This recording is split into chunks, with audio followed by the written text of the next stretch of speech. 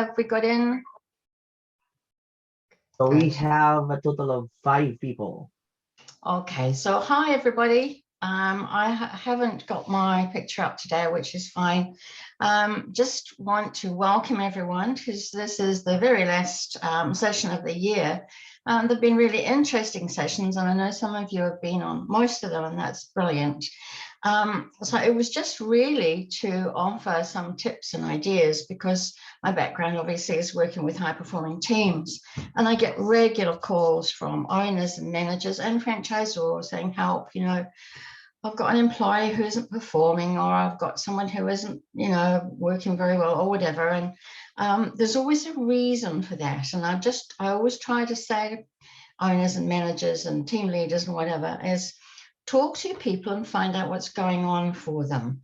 Don't just assume, you know, don't look at somebody and think, oh, well, you know, they're not working or whatever. Just, you know, try and find out a little bit more about what's going on for your people, because we've had 2 really tough years and people are tired. A lot of people have got used to working from home and don't actually want to come to work anymore. They don't want to sit in the traffic, and who can blame them? So yeah, so just lots of things that I'm trying to help owners and managers understand, so that we don't make assumptions that our people are, you know, rat bags or whatever. So we've got quite a small audience today. I've had quite a few people register who've contacted me to say, help, you know, I can't be there, and that's fine. But I just want to make sure that you understand about the chat box, so that as I'm talking, feel free to pop in the chat box any questions you've got, and I'll try and answer them while we're on the webinar. But what happens is I get a print off of all the questions anyway, and so if the next day I find I haven't answered some of the questions, then I usually type a little answer and send that out to everybody, because the hour does go really quickly. But feel free to keep putting your questions in, and I'll make sure that I answer them. So I've put those 2 pictures up on the screen because to me that's what our day looks like a lot on the left, if we've got you know, a fair few people. So my first question is, how many staff do you each have reporting to you? Can you just pop that in the chat box for me? How many staff have you got reporting to you? Because that helps me understand a little bit also. 15 staff, 150. Yeah. Okay. My belief is that we can't manage more than 30. Okay. My belief is we can't, oh my goodness, 50. Right. Okay. My belief is we can't actually manage more than 7 people. So you think about that with some of the numbers that have come up. You just can't physically do it. You will look like that little thing on the left with all those challenges on the little creature's back. So yeah, try and find a way to, whether it's to set up another couple of team leaders or something, but you can't manage more than 7 people. You just can't. Okay. And so of course I put the picture up on the right, which is a much more relaxed way of, you know, involving people and getting them to put ideas forward, which is the whole point of my message. So if you look at the next slide, I'll just talk you through what I'm going to cover today. And I always make my webinars quite dense. I try to give you quite a lot of information, so which is also why I record it. Because there's such a lot involved in managing people, and I don't want to go away and think, oh, I didn't give you enough information, or I didn't cover that very well. So we're going to talk about the difference, obviously, between a manager and a leader. I want to talk to you about the 4 responsibilities of a leader. We've only got 4 responsibilities, but we kind of forget that. A big thing I'm really passionate about is explaining what I call the 30% factor, and I'll talk you through that. Very early in my career, really early, I came across a lovely man who taught a thing called 4-quadrant leadership. And honestly, it's the best thing I've ever learned, because I've had staff, big numbers of staff, and you just can't do it. So his 4-quadrant leadership will show you something that will literally blow your mind. I want to talk about the sigmoid curve of business. You might be familiar with that, you might not. The 30% factor, again, I'm going to give you some real hard tips and tools about that. And exactly what I said at the beginning, know your people and grow your people, because most people leave organizations because there's nowhere for them to grow to. There's no career development. There's no possibility of advancement, and people just get bored. Yeah. And then I want to talk to you about the 5 steps of doing business, because we sometimes tend to forget some of the basics. Okay, so next slide, thanks. Okay, so my belief is that a manager thinks of themselves as the boss. They make the rules and they follow the rules to the letter. They make all the decisions. They hoard information because information is power. But the problem is that means that they work and everybody else has to work very long hours. And we don't need to, honestly, when I can show high performing teams how you don't have to work long hours, everybody just breathes a huge sigh of relief. Who says we have to work 60 hours a week? Why? You don't need to do that. There are so many smarter ways to get the end result you're wanting. Whereas the next slide will show you how a leader operates. So they think of themselves as a coach and a mentor.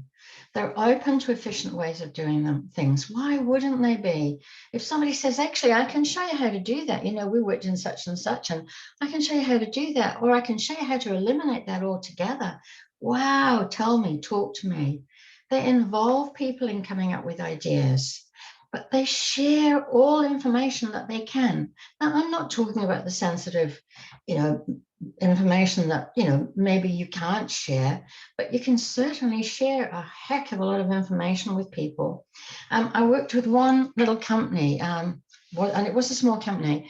They were car converters, which sounds a bit crooked, but basically they were swapping cars were being brought in from America, and they were swapping the steering from the left-hand side to the right-hand side. So they were converting cars to our right-hand side of the road, left-hand side of the road, whatever it is. Anyway, and so the owner had called me and said, oh, look, my people are just slack and they're not performing, and I don't know, we're just, whatever. And I said, okay, well, so tell me about your business. Like how many cars do you need to put out each week to break even, and how many cars do you need to make a substantial profit? And he said, well, if we as it was a small company, if we do convert 4 cars a week, that's break even. 5 is good. 6 is good. Great. It means I can give people a bonus. I said, okay, do your people know that? He went, well, I don't really know. I said, well, if you put a big target up on the board in the lunchroom, 6 cars, see what happens. So we put 6 cars per week up on the notice board in the lunchroom. And the very first week they did 7 cars, like, duh. And he said, I never even thought about that. I just assumed they knew. Don't assume people know. But here's the bottom line. It isn't a soft option. We demand results.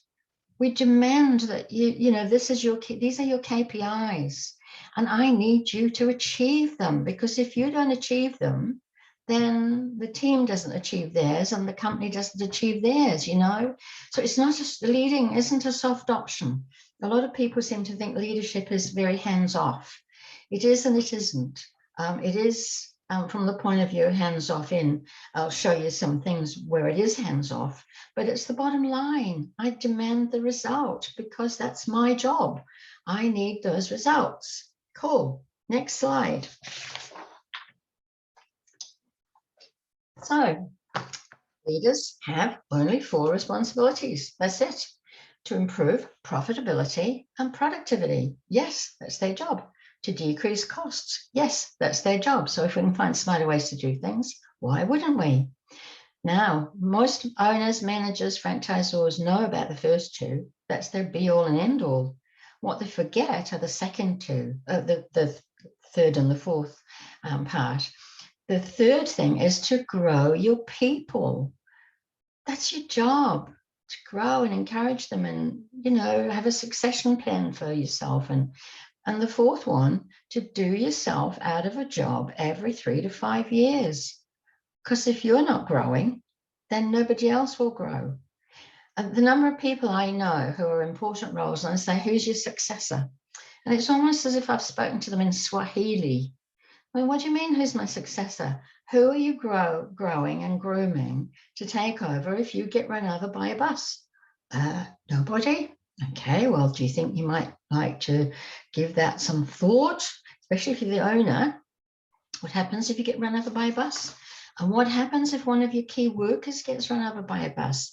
Do you have things in place that each key role has somebody learning that role so that everybody's learning and everybody's growing? Yeah, so we know about the first two, but it's the third and the fourth thing that most owners, managers, team leaders, franchisors seem to not know about, which is very sad.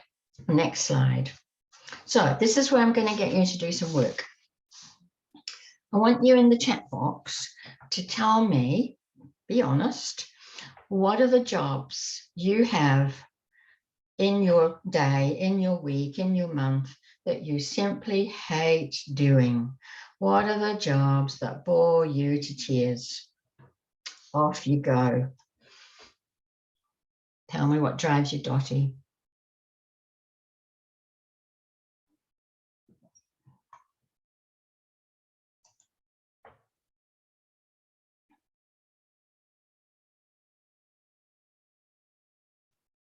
Reading policies, sorting emails, documentation.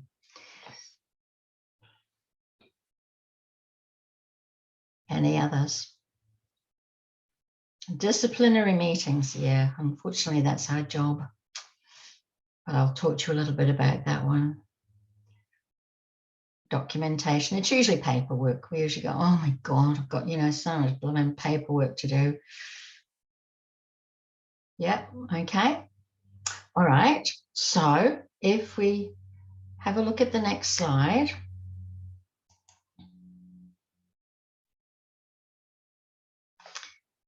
What's the hourly rate of those jobs?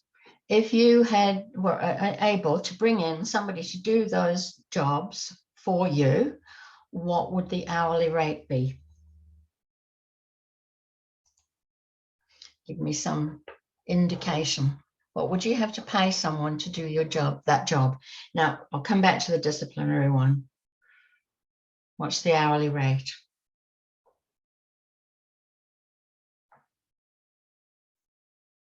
$30?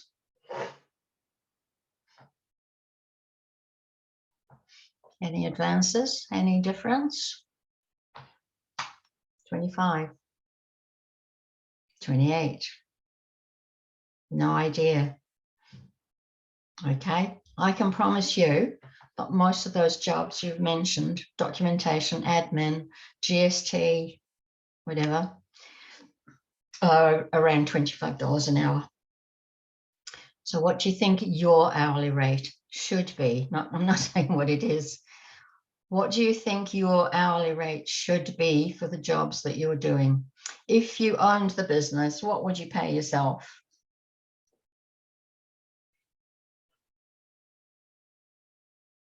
$50. Any advance on 50? 51, 50. Love it. 50 plus, yeah, definitely 50 plus. You see, an owner, manager, team leader, anyone with responsibilities, really your rate is around $150 an hour. I know we don't get paid that, but it should be around 100. So why are we doing the $25 an hour jobs? Yeah, we shouldn't be. Okay, now I know with the disciplinary one that is our job. Unfortunately, that, in fact, you know, quite often that when I've asked this question of team leaders and managers and owners, you know, what are the jobs you hate doing? They'll say managing people. So, okay, but isn't that your title? Isn't that your job? Oh, right. Yeah. Okay. Yeah. Because that's what we're there to do. Yeah. Okay. But know that we shouldn't be doing the $25 an hour jobs. There are better ways to do that. And I'll come to that shortly. Okay. Next slide. Yeah. My belief is, and I've been teaching this, I'd call this the 30% factor. My belief is we as owners and managers and team leaders should be working on the business, not in it. That's the difference between the $25 an hour job and the $50 to $100 an hour job. We should be working on, not in, not doing the $24 an hour jobs. Delegating, delegating, delegating. And if you've got the number of people that you've got, you shouldn't have any problems delegating. You've got plenty of people to delegate to. And I know often people say, oh yeah, but it's quicker to do it myself. Yeah, okay, it is quicker to do it yourself. But as long as you do it yourself, then you're going to be working those long hours. So take some time to package that little job up, write down what it requires you to do, and then say to somebody, who would like to learn how to do this? Because if your people want to become team leaders, supervisors, managers, they will need to know all aspects of how a department runs. So ask who's interested. Nobody might put their hand up, but somebody might say, I'd love to learn how to do that. So, you know, these are the opportunities you have when you have people reporting to you to get rid of the jobs you shouldn't be doing. Now, if you're an owner, I quite often say to an owner, you don't need to come in on a Friday. And I see the stunned look on their faces when I say that. They say, well, of course I need to come in on a Friday. No, you don't. You don't actually need to. I mean, I'm not saying it has to be Friday. You could have one day off a week. And quite often they'll say, I can't do that. I say, why? Well, what would people think? What would they be doing? Well, they'll be doing their jobs. They probably do it better when you're not there, if you only did but know that. And then this little seed is planted in their mind. So I could have a day off a week. Yeah, absolutely. Now, what I want you to think in terms of doing with, I mean, if your day off a week, I mean, obviously, if we're managers and we don't own the company, then we've got to factor in what that time off means or time out means. As an owner, your time would be far better spent going out and talking to customers, key customers, going out and talking to suppliers, finding out if you can get better rates, hopping off to a workshop on some aspect of business, being in a mastermind group or joining a group of other business owners so that you can work on, not in. Once I get that, now I'll come back to managers shortly. Once I get that through to owners that time spent away is time spent working on, it isn't lazy, it isn't abdicating, it is you looking at the next stage of your growth. And I'll show you that shortly. Now, if you're not an owner, if you are a team leader, supervisor, or manager, obviously they like you to come in for your 5 days. But thinking in terms of, if I can free myself up for 2 hours on a Tuesday afternoon and delegate some of those jobs I hate doing, in that 2 hours, I can spend my time looking at why have we got a roadblock there? Why does that system not work as well as it would like? Why do you see where I'm coming from with this? That we spend our time doing the itty bitty things that somebody else should be doing so that we can do the important things that are part of managing. Does that make sense? Any questions?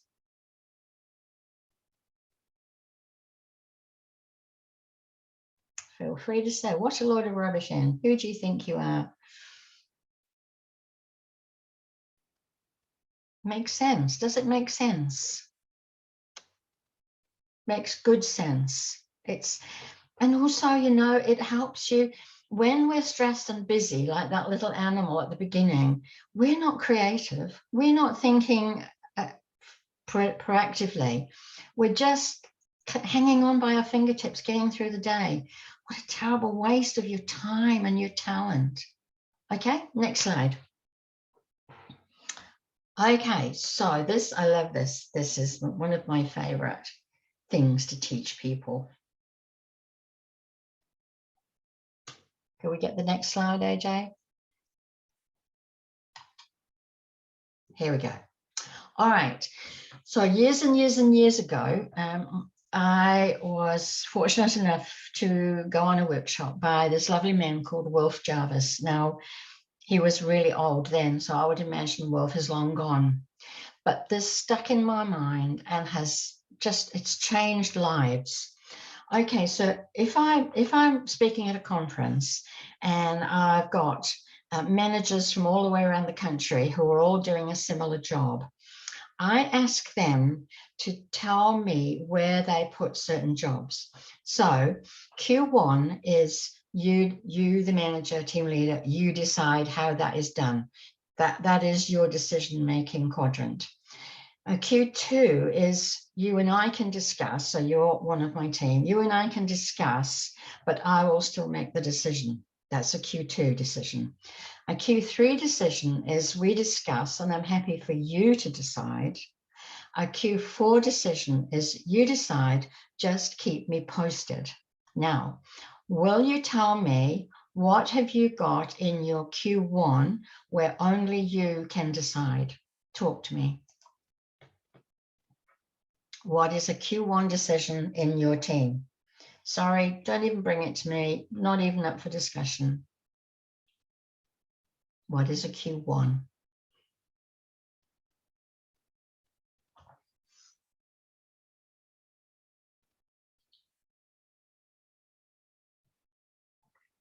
Jane, what's a Q1 for you? Any thoughts?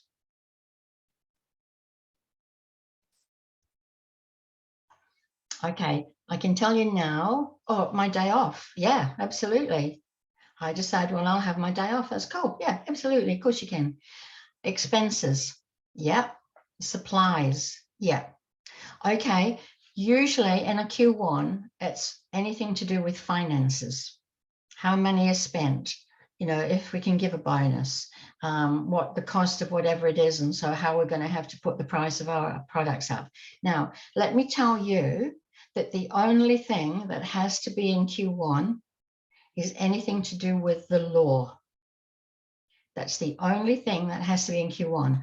Holiday Act, Pay Act, Health and Safety, they're the only things that have to be in Q1. Think about that one. So what have we got in Q2? What did you put in? Happy for you and I to discuss, but I have to have the final say. What would you put in a Q2?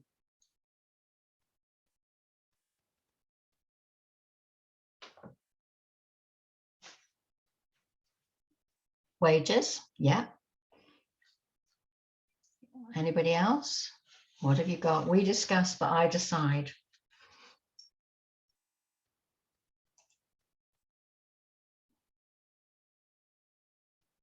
That's quite often stuff to do with leave. You know, you've got the leave roster and you know who you can spare and who you can't.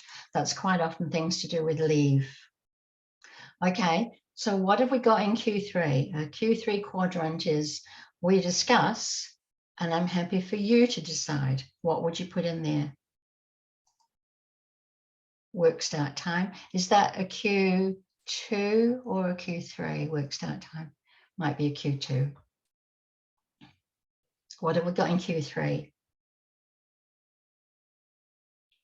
Professional development, yeah. What would you others put in Q3? We discuss, and I'm happy for you to decide.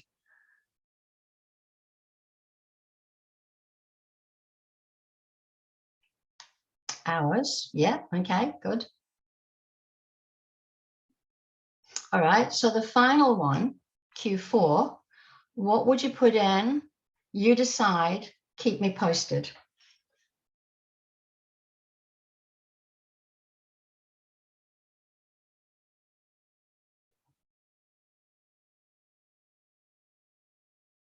Work plan, yeah, how you do your job. how you plan out your day. Okay, now I work with high-performing teams, and as I said, when I speak at a conference where I've got a room full of managers that are all pretty much on the same level. I used to work for Tegel Poultry, and we had branches all around the country, and the managers were all pretty much on the same level. And when we did this exercise, it was staggering the difference where the managers on the same level with the same number of people with the same challenges, where they put things. Some people would put hours of work in Q1. I decide when you work. Some people would say, no, I put that in Q2, and others would say, no, I'm happy to put that in Q3. And occasionally someone would say, this is my admin person, and she works 15 hours a week, and I'm quite happy when she does those 15 hours. So it blew everybody's mind when they realized that they were all putting things in different squares. Now, the reason I teach this is the more stuff you have in Q1, the more stressed and tired you will be. The more stuff you can start to move into the other quadrants, the less stressed you will be, the happier your staff will be, the more productive your staff will be. When I started working at Tegel, I'd heard about self-managing teams, and I'm not sure if you've been on previous webinars with me, but my background is self-managing teams. And I taught teams, factory workers at Tegel Poultry, how to do the bulk of their own decision-making. Now, when I first mentioned the concept of letting factory workers make the bulk of their own decisions, most of the managers went quite white, quite pale, fell off chairs, had nervous breakdowns, and thought I'd lost the plot. But what I was doing on the factory floor with each team was I was saying, the supervisor, we don't need you to come in. Yes, okay, we need the supervisor to be there at the start of the day to make sure everybody's arrived.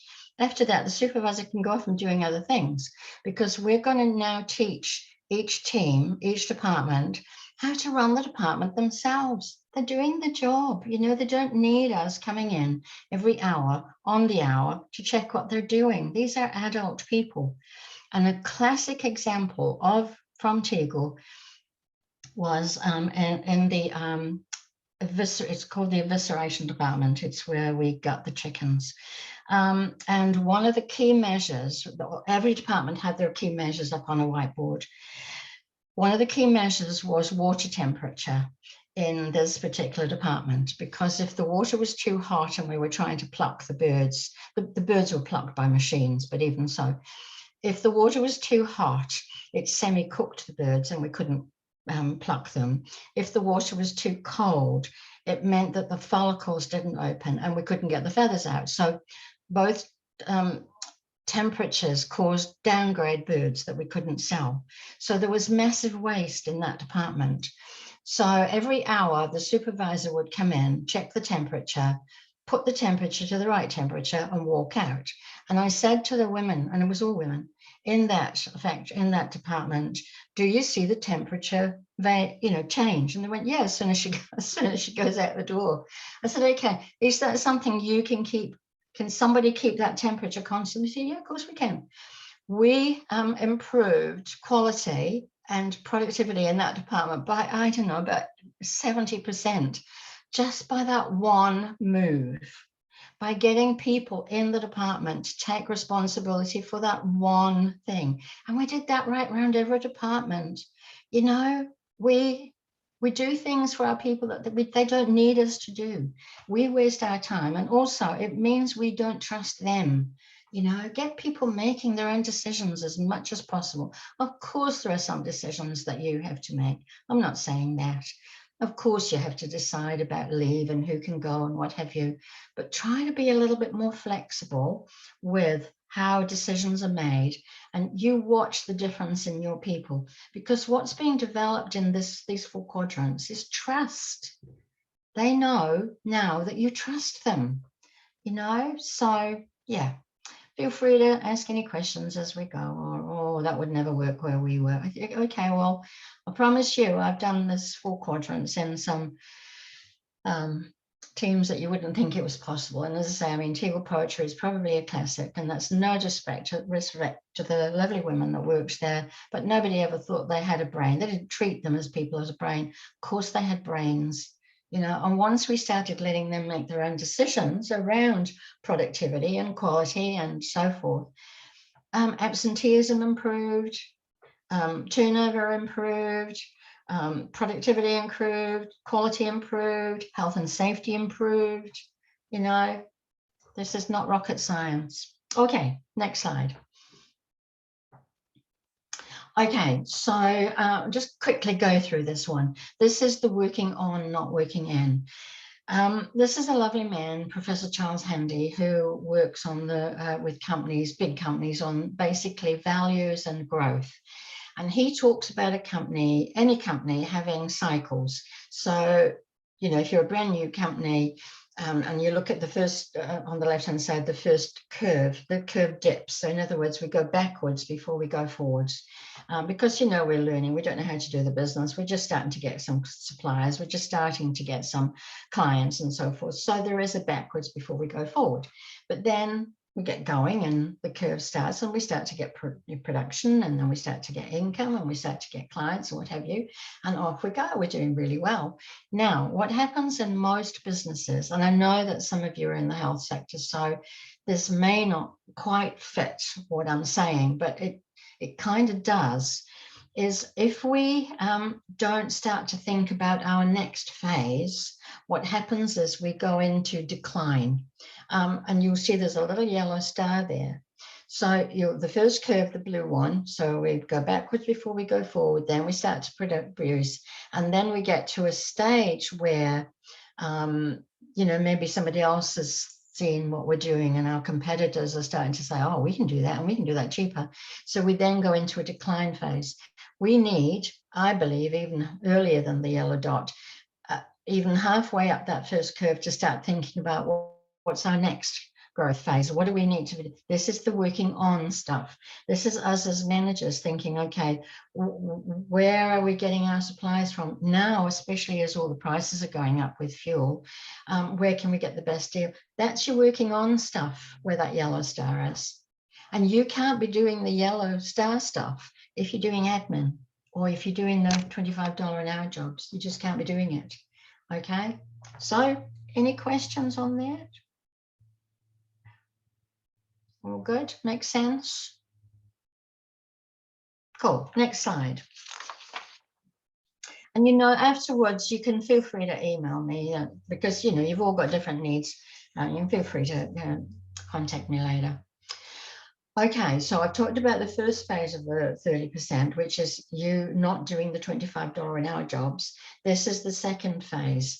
Now, what I say to managers and owners is, okay, so I've freed you up by 1 day a week or whatever. Now I would like half of that day for you to be working with your people, to be doing one-on-ones, to be doing career development, to be doing performance reviews, whatever. And they go, oh God, I thought I was going to get that time off for me. Yeah. You can have half the day for you, go play golf, but I want half of that time I'm freeing up for you to be spent growing your people. Because if you don't grow them, they will leave you and somebody else will get the benefit. I'll show you a model shortly, which will what's blown me away for years. So tap into the waste in your people. There is a suggestion that most of our people are only about 15% productive. Think about that. Think about what you're paying your people, and they're barely scraping the surface of productivity. What a waste. What a waste of people, what a waste of money, what a waste of time, what a waste of talent. Yeah, okay, regular one-on-ones. Now, if I just ask, how often do you do one-on-ones with your people? How often do you do one-on-ones? Weekly?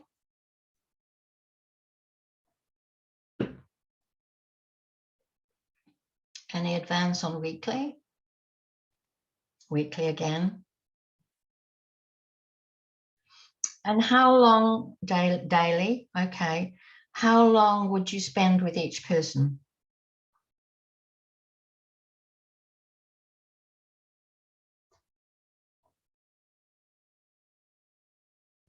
An hour, half an hour, 10 minutes, 20 minutes, 5 to 10 minutes. Okay. I'm not suggesting you stop doing that, 20 to 30 minutes. Okay. I'm not suggesting you stop doing that. I'm suggesting monthly, never with the people we should be doing it with. Interesting.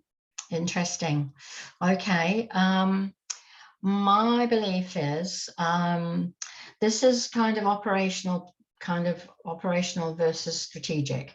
So operational, you're checking in each day. That's great. How are you doing? Have you got everything you need? How are things going? Anything I can help you with? Blah, blah, blah. That's your 10 or 15 minute chat, your daily, whatever. Brilliant. Okay. But I am wanting you to think in terms of, which is why you can only manage 7 people. I am wanting you to think in terms of every 3 months, maybe 2 to 3 months, you sit and have an hour with each person to say, talk to me, tell me, I've just heard about this career development thing and succession planning thing, and I want you to tell me, what are your 5-year goals? Where are you planning? Where are you going? Well, what is your plan for your own future? Get to know, talk to them about their what next, because we don't do that. We don't do career development anymore. We think we're too busy. I haven't got time. I've got 25 people report to me, blah, blah. It doesn't work. You will lose your people, and I'll show you how shortly. So just make a little note to yourself. Yes, by all means, have your daily how you doing chat, but plan some of that time on freeing you up from doing the admin to then think in terms of scheduling an hour with each of your people, which is why you can't manage 30 people. Hope that makes sense. And as I say, feel free to contact me afterwards, and I can talk you through your particular situation in more detail if you would like me to do that. Okay, and then of course my other thing about the 30% factor is have regular creative meetings. Not boring meetings, guys. We don't do boring meetings. At Tegel, we used to have a meeting every Monday morning for 2 hours talking about last week. Why? It's gone. I used to have to stick my fingernails in my hand to keep myself awake. I'm bored out of my tree.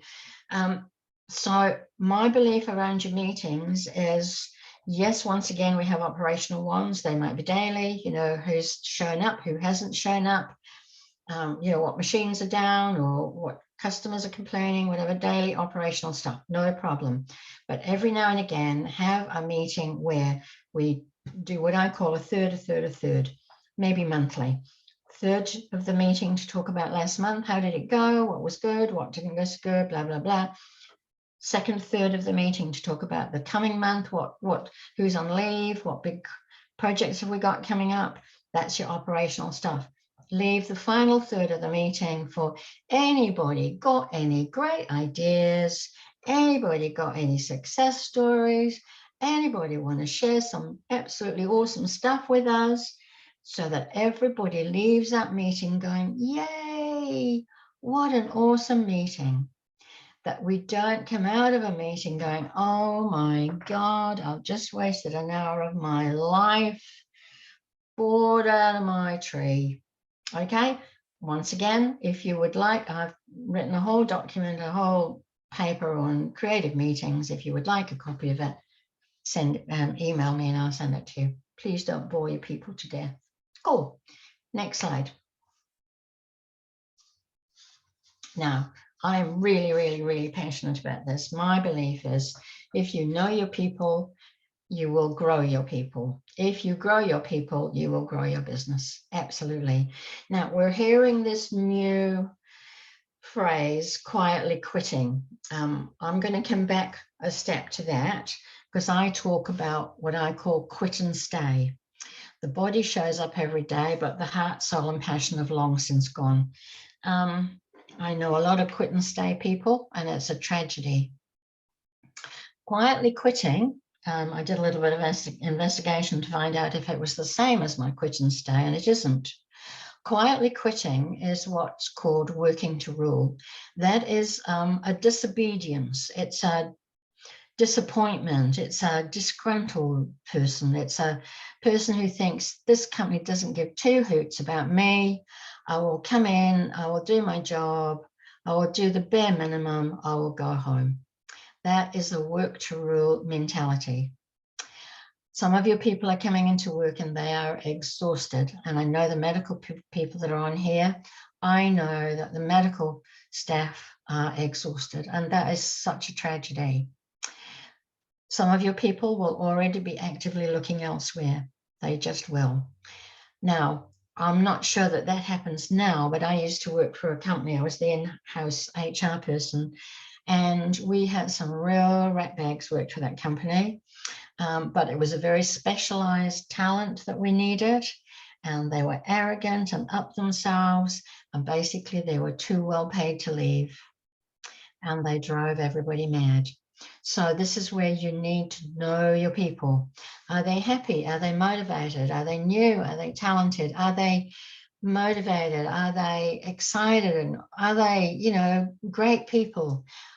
If you have any of those others, if we're talking about only 20% of your people are motivated, the 80% are falling into one of those categories.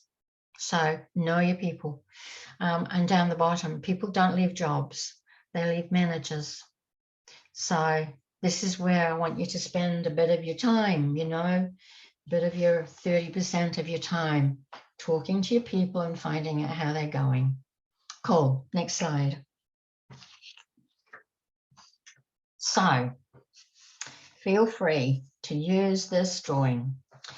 I was working with a very large insurance company down country, and the owner called me to say, oh, look, I've got a massive admin team, and they're just boring people. And it's like, okay, boring people, hey?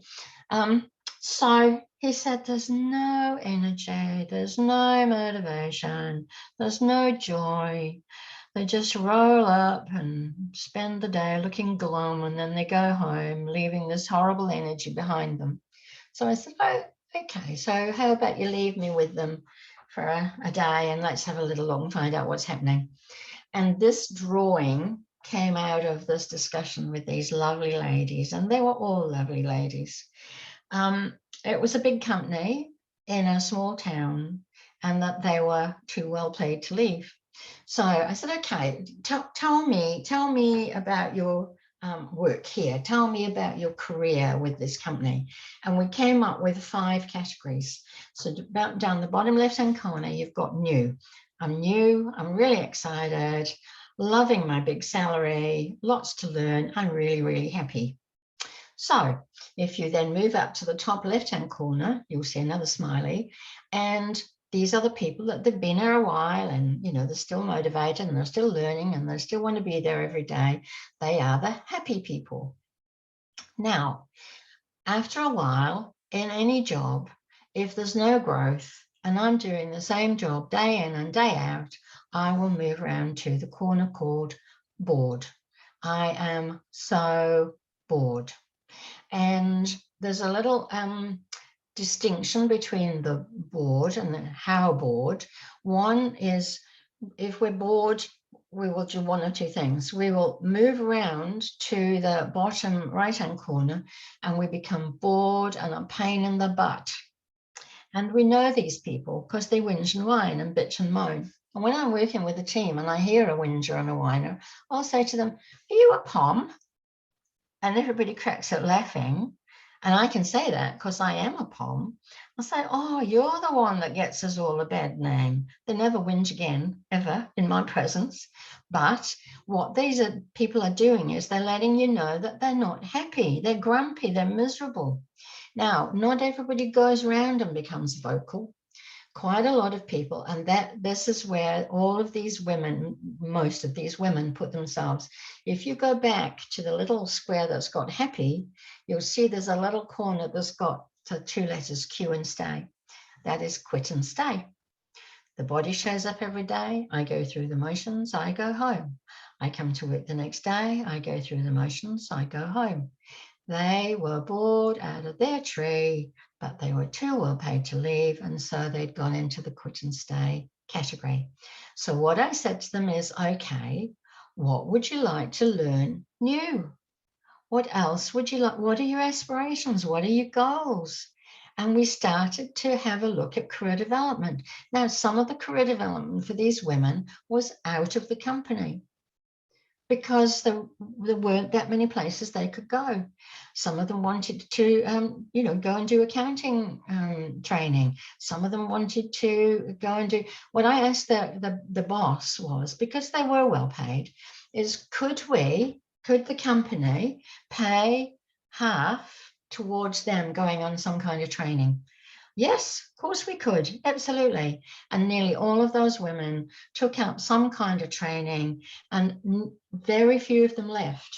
1 or 2 did, and that was fine, but they all became motivated again. This is why we have to have an hour to say, tell me, talk to me, tell me what's going on for you. So how many of your people are bored and a pain in the butt?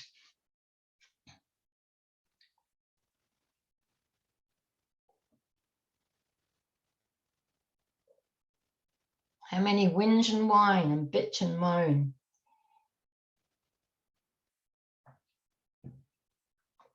Six. Most. 4. Now, depending how big your team is, you look at that equation. Look at the waste. Very few. Good. Excellent. So I don't know your individual situations about growing, but I do know if most of your people are bored and whinging and whining, most of your people are, unhappy, quit and stay, then we need to sit and talk to them and say, tell me how you're going. Talk to me. Tell me what's going on for you. Often that's all people need, is somebody to pay attention to them, someone to say, what are your career aspirations? How can we support you? How can I support you? I may not be able to pay you for you to go on a training course, but I would certainly encourage you, to think about it. One of the things I say to employees, especially the bored and pain in the butt ones, is whose responsibility is your career? And they'll go, my boss. I'll say, is it their responsibility or is it yours? If you're not willing to invest in your growth, why should your company be? I do some pretty tough talking to employees because there are some big employees that do expect to be spoon-fed, and I don't do spoon-feeding. Yeah, so it's plant the seeds. It's like, okay, well, so what are you doing about that? What are you doing for yourself? I'm not your mum. I'm not your mentor. I'm not your keeper. What are you doing for you? Yeah. So, yeah. Any questions on that? Because honestly, that's my favorite thing I do with people. Feel free to pinch it. Okay, next slide.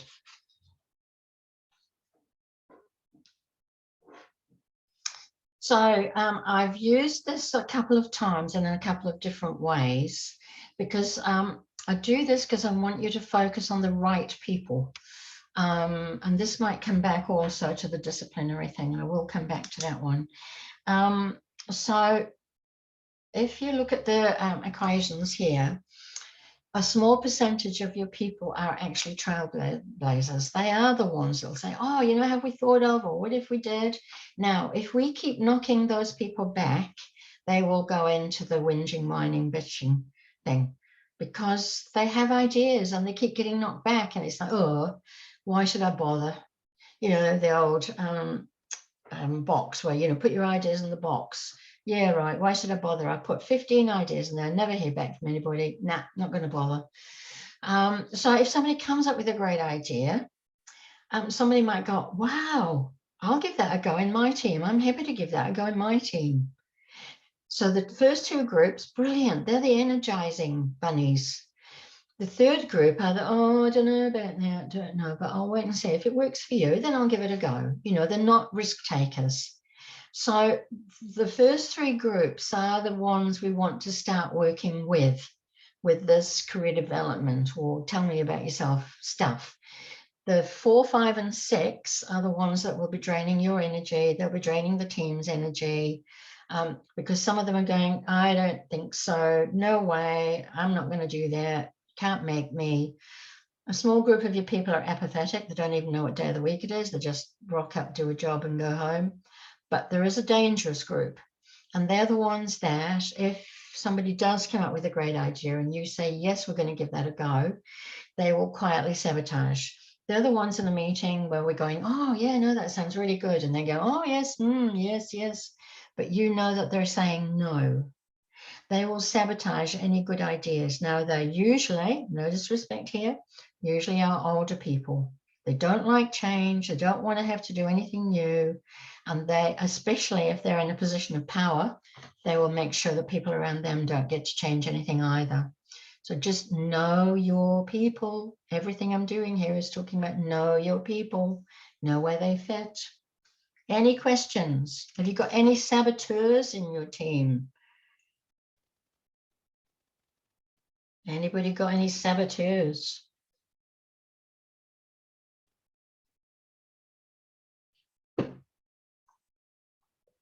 The other point I want to make about the saboteurs, because I have worked with a lot of corporates, a lot of big companies. Can you change them? You can plant seeds, okay? You can plant seeds. I'll come back to the disciplinary. You can plant seeds. Sometimes the seeds germinate, sometimes they don't. At the end of the day, yes, we want you to grow your people, but if your people don't want to grow, then that's not your problem, it's theirs. And that's where we come back to, you know, maybe we start on a process of disciplinary, or, you know, it sounds as if you're pretty miserable here. What can we do here? Plant seeds. Yeah, so I haven't done one on performance management through to the warning process, but I have done one of the webinars on performance management up to the warning process. So yeah, nobody wants to go on to the warning process. Nobody wants to have to, but there are times when it's just like, look, we need to sit and talk. How are things going for you? Because I just feel you're just not happy here. And, you know, where are you at? Where are you going? What do you want to be doing with your life? Yeah, so it's a biggie, but you know, this is know your people. I mean, I've actually sat with people and said, how can I help you if what you want to do is get out of here? How can I help you? You know, do you want me to give you a reference? I can do that, you know, whatever. So lots of conversations in there. Okay, next slide. So we're just about done. So my belief is, as owners and managers and team leaders, our jobs, well, there are 5 things that I believe we need to be doing. We need to be focusing on the road ahead. I love this picture. I just love this picture, because if you're not focusing on the road ahead, who is? And if you're not focusing on the road ahead, will you have a road ahead? You know, so think about that. Working on, not in. Next slide. Constantly innovate. Now, this is quite an old picture. I used to run a half-day session called Big Thinking Business, and I found this picture, and it was a quiz. So I put this picture up and I said, what are those things that you're looking at? And people came up with, oh yeah, they're crackers, they're biscuits, they're chocolate somethings, they're whatever. They are biscuits made from crickets. Oh God, from crickets. This is the food future. You know, we are going to start using insects in our food because they're full of protein, you know, whatever. So constantly innovate. Next slide. Get the right people on the bus. and hold on to them. And I'm sorry, it's not a good photograph, but I just love the sentiment. No hiring, must have a clue. Now, when I first started at Tegel, our recruitment policy was, if the person is able to stand upright and they have a pulse, we take them. Oh, no, no, we don't. No, we don't. So, of course, at Tegel, we paid chicken feed. And most of the people that came along for jobs were just doing the dole thing. You know, you just got to sign my bit of paper to say I've been for my 2 interviews this week, and then I can stay on the dole. And I wouldn't sign their bit of paper. I'd say, tell me about yourself. And half of them would look at me as if I was absolutely bonkers. So I said, tell me, you know, what are your aspirations? What are you doing with your life? Talk to me. Now, I would sit for a while and I would know whether they were ever going to talk to me, and some of them wouldn't. It's like, okay, no, give me a bit of paper and I'll sign it.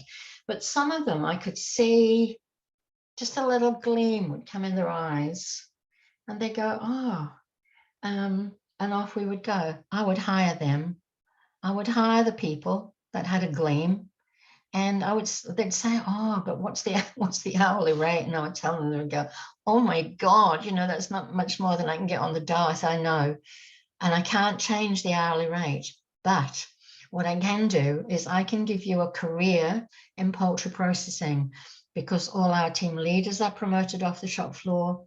Our production manager was promoted off the shop floor. Our factory manager was promoted off the shop floor. And then I would shut up and I would watch. And if the gleam was still there, I would take those people. And we literally did start our developing our own. We started a process where everybody we took on would start at the very front of the queue. And it's a horrible job in poultry processing. But then when somebody left, everybody would get to move on one. So they could see literally a career path. So I couldn't change the hourly rate. I couldn't change it, but I just changed the way people thought.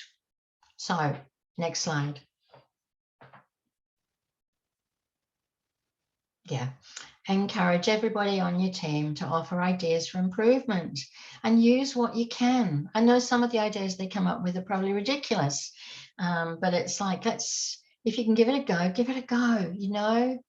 And then when people say, oh, okay, so they get that go, so I've got an even better idea, good, bring it forward. Let's have a little think about that and involve the team. Say, what do we think? You know, there's no such thing as a dumb idea. There are lots of dumb ideas, but we don't say that. Okay, next slide. So be fast, be courageous. You know, such a lot of businesses go under because they're so busy doing the doing that they forget to look at the road ahead. They forget to think in terms of, you know, competition. They forget to think in terms of the needing to get new customers. So many businesses are reliant on one customer or one supplier. Wow, what a dangerous place to be. So know your business, know what your strengths are, know what your weaknesses are, know what your threats are, know what your opportunities are. Cool. And the final slide. And I've always loved this, and I can't remember who said it. Some people don't know what to do all day if they don't have anyone to boss around. Think about that. That was what I call a manager. But some people don't know what to do all day unless they have someone telling them what to do all day. And those are our quit and stays or our whatevers, you know. What a waste. So my belief is leadership is about know when to step in, know when to step back, know when to let people give things a go, know when to say, okay, we can't do that because. Please don't waste your time. Please don't waste the talent of your people. And there is so much buried talent. I can't tell you how much buried talent I find in little companies that didn't even know that their people had any talent, you know. It's a joy to watch people step forward and grow. So any final questions? I hope I've inspired you.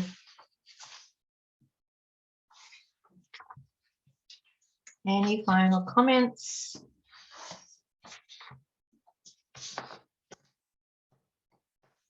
Great, that's good.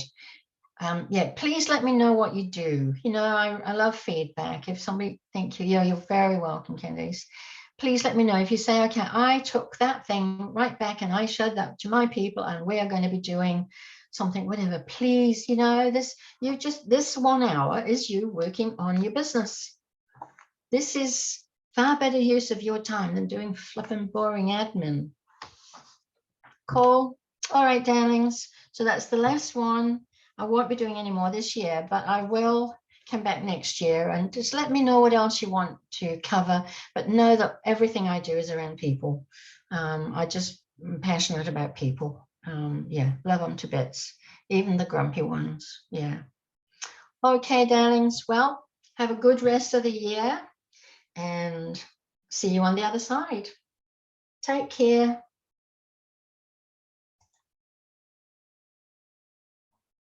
Thanks, AJ.